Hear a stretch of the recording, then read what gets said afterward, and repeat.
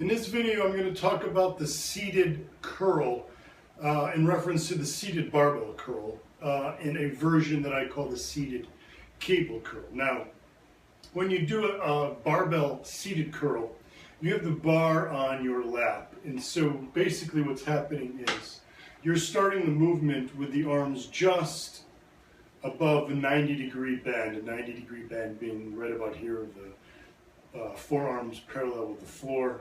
Here with the bar in your lap, you're just below parallel, and it's a very short movement. Now, if you haven't watched my video specifically on this, watch my video. You can find it on my YouTube channel as well as Stoppani.com, talking about the benefits of seated barbell curls. One of my earliest Muscle Fitness Raw videos, for those that remember the day when I started Muscle Fitness Raw, and explained the benefit of doing curls without bringing the arms all the way down. And the reason is if you look at my arm here, you have several muscle groups that are involved to curl the arm up. It's not just the biceps, and we're going to go with the biceps. We're going to go with the biceps brachia here. That is two heads on the upper arm. Underneath that is the brachialis, which is deeper than the biceps and also crosses the elbow and also is involved in curling the arm. And then there's the brachioradialis on the top of the forearm here that runs across, and that also helps as well. And there's smaller muscle that are also involved to some degree. Now, the reason that doing the curl from about the halfway point versus all the way down is beneficial is because you're significantly weaker on the curl from here to here. This is your weakest point of the movement. So, but the biceps really kick in or start maximally being involved not until you're at this point, almost the 90-degree point of the arm, okay? So you're limited to how much weight and overload you can place on the biceps by what you can lift through this part of the motion. So if you do curls where you're seated and your bar is resting on your legs, and all you have to do is this top motion, it allows you to place more focus directly on the biceps, allowing you to really fatigue them and place more overload on them because you're not limited how much weight you can use through the whole curl, but how much you can use just through this top. Now, a lot of people that do barbell curls will then say, well, I thought I would be stronger. How come I can do more on standing barbell curls than I can do on seated if this is the limiting range? Well, yes, that's the limiting range if you did your curls extremely strict. Not the way you're probably doing your curls, which looks like this.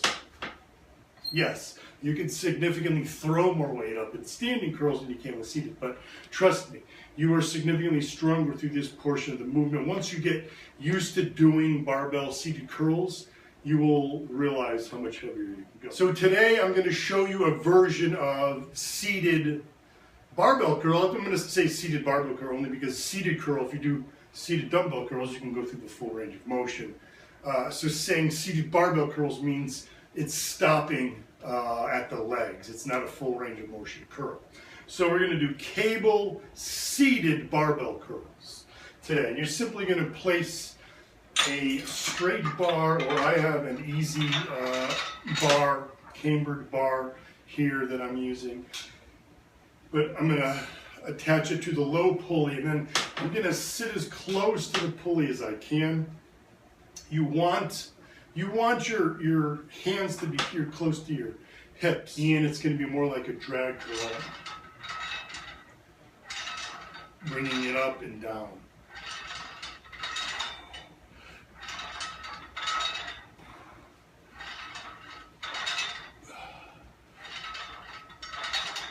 The nice thing here is with the cable you have constant tension. So remember, as I'm coming up, if I had a barbell, as I get to about this point here, if I keep trying to squeeze it, I'm not really fighting gravity because I'm moving in a more horizontal direction than vertical.